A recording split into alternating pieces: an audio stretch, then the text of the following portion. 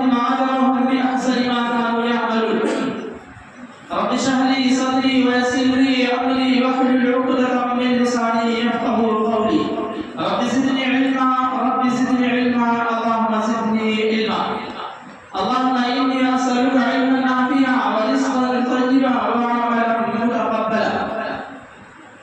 معزز حاضرین، سامعین محترم، حاضرین جمعہ، ہر قسم کی تعلیم، توسیع، بڑائی، بزرگی، کبریائی، عظمت، فخر، غرور، گھمنڈ، تکبر، سب کچھ اللہ رب العالمین کے لیے لائق اور زیبا.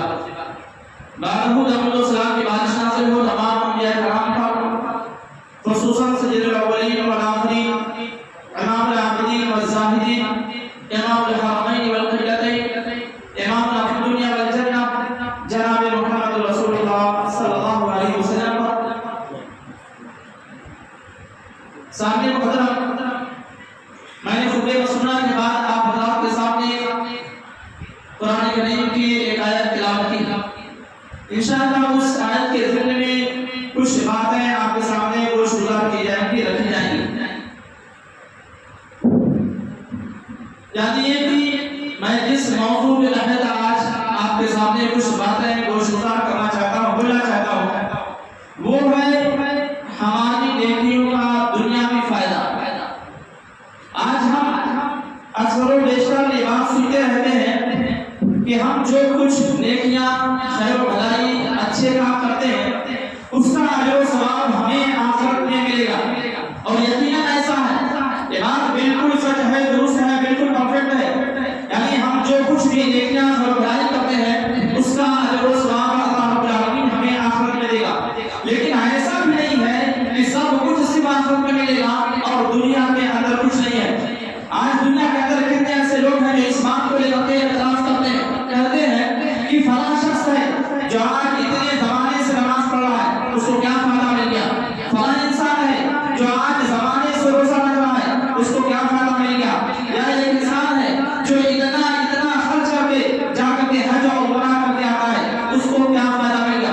یعنی لوگ اس طریقے سے دوسروں کو گمراہ کرنے کی کوشش کرتے ہیں. میرے بھائی، ایسا ہرگز نہیں ہے کہ ہم جو نیکیاں کرتے ہیں اس کا اجر و ثواب یا اس کا بدلہ جو ہے ہمیں صرف آخرت میں ملے گا، بلکہ اس دنیا کے اندر بھی اللہ رب العالمین دیتا ہے. تو ہماری نیکیوں کا جو دنیاوی فائدہ ہے، میں انشاءاللہ ترتیب سے آپ کے سامنے اس کو رکھنے کی کوشش کرتا ہوں.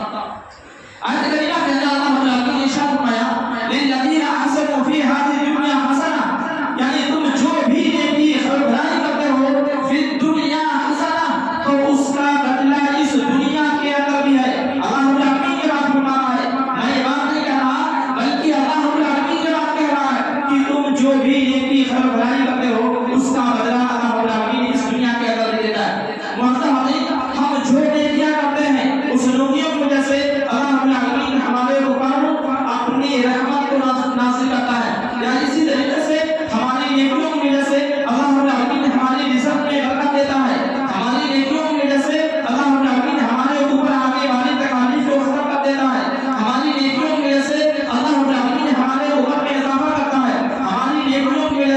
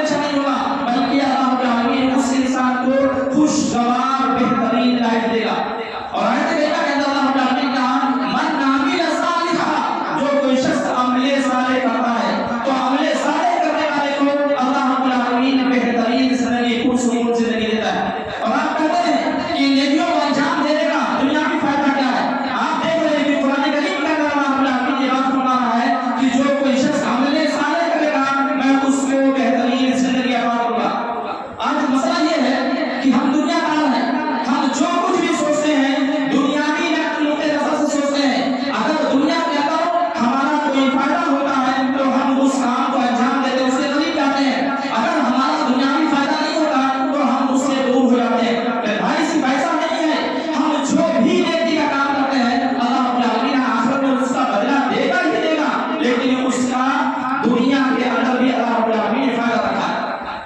یا اسی طریقے سے ہم جب کسی نیکی کے کام کا انجام دیتے ہیں کرتے ہیں تو اس کی وجہ سے اللہ رب العالمین ہماری زندگی کو خوشحال بنا دیتا ہے.